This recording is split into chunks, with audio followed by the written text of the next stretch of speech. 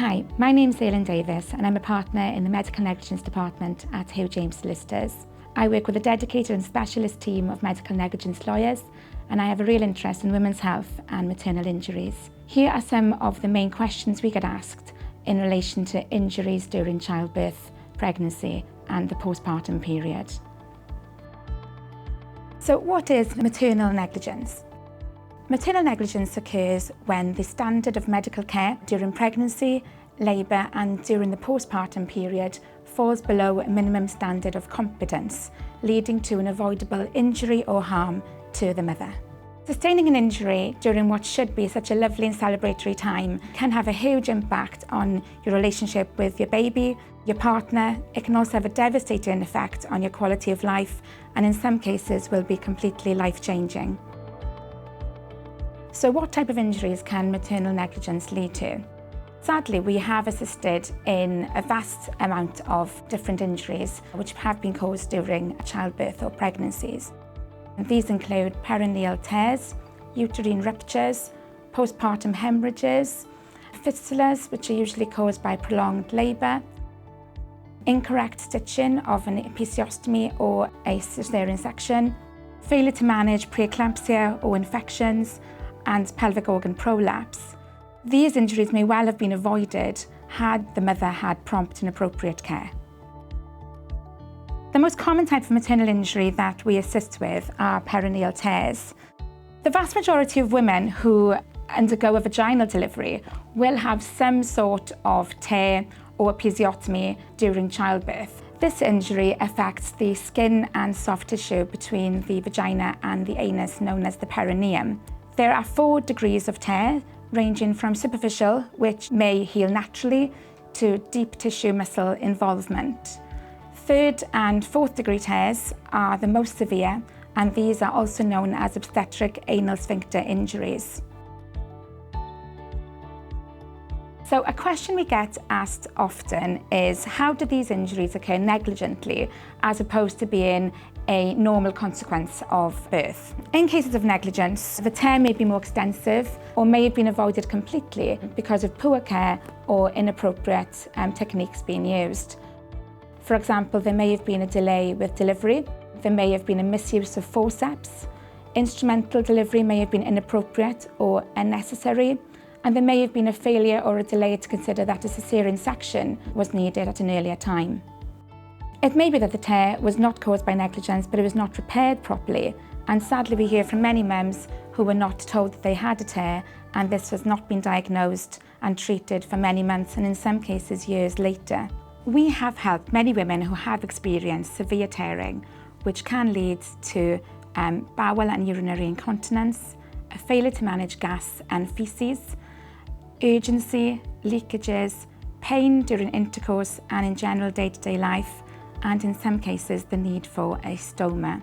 Many of our clients also experience PTSD and depression due to their traumatic experiences and what are often life-changing injuries. These injuries can affect their ability to return to work, look after their baby and themselves, and can also have an impact on their social life and a profound effect on their relationships. A uterine rupture is also an injury which can occur during childbirth. This occurs where a tear forms in the wall of the womb. During labour, the main indicators of a uterine rupture would be an abnormality in the baby's heart rate. This is a true medical emergency and can lead to excessive bleeding, organ failure or a hysterectomy.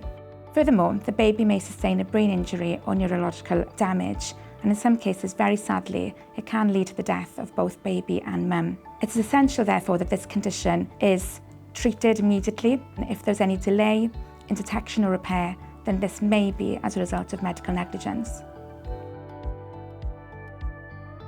So how do I tell the difference between a recognised complication and negligent care? Injuries such as tearing, bleeding and bruising are a relatively normal part of giving birth and do not necessarily relate to negligent care, as they are very common. If however you feel that the injury sustained may have been avoidable or less severe with prompter delivery, you have concerns regarding the use of forceps or vacuum extractors, you feel that there was a delay in escalating your care and concerns, or If there was a failure to properly monitor you during your pregnancy and the delivery, then please do seek specialist advice. When should I speak to a solicitor after an incident? You have 3 years from the date of the negligence to bring a clinical negligence claim. So this would be usually 3 years from the date of the birth. Sometimes, however, especially where there has been a delay in diagnosing an injury or a tear, a mother may not be aware that they've suffered an injury as a result of medical negligence. And therefore, in these circumstances, a mother would have 3 years from her date of knowledge to bring a claim. Can I claim if I now have a stoma or ongoing incontinence due to delayed recognition? A mother may require a stoma to be fitted either temporarily or permanently to facilitate bowel function following a tear injury. Coming to terms with the stoma or incontinence can cause significant physical and emotional distress and difficulties. Experiencing these injuries can often be so traumatic and isolating for a mum.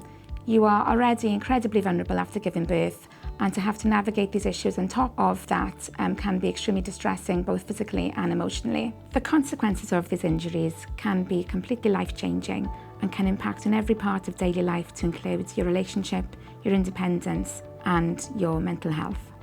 We've heard many stories from mums whereby their tears were not promptly diagnosed, or they were told that they were less severe than in fact was the case. In these circumstances, women may go months, if not years, believing that some of the symptoms they were experiencing, such as urinary and fecal incontinence, failure to manage passing wind, urgency, leakages, are all a normal consequence of giving birth, or they may be told that it's all in their heads and that there's nothing wrong. Many women are also too embarrassed to seek help and guidance due to the type of injuries that they've sustained. At Hugh James, we know how important it is for you to feel heard and comfortable when discussing what are often incredibly personal issues. We appreciate the strength and courage it takes to revisit such traumatic experiences. We're here to support, help and advise you with empathy and understanding every step of the way.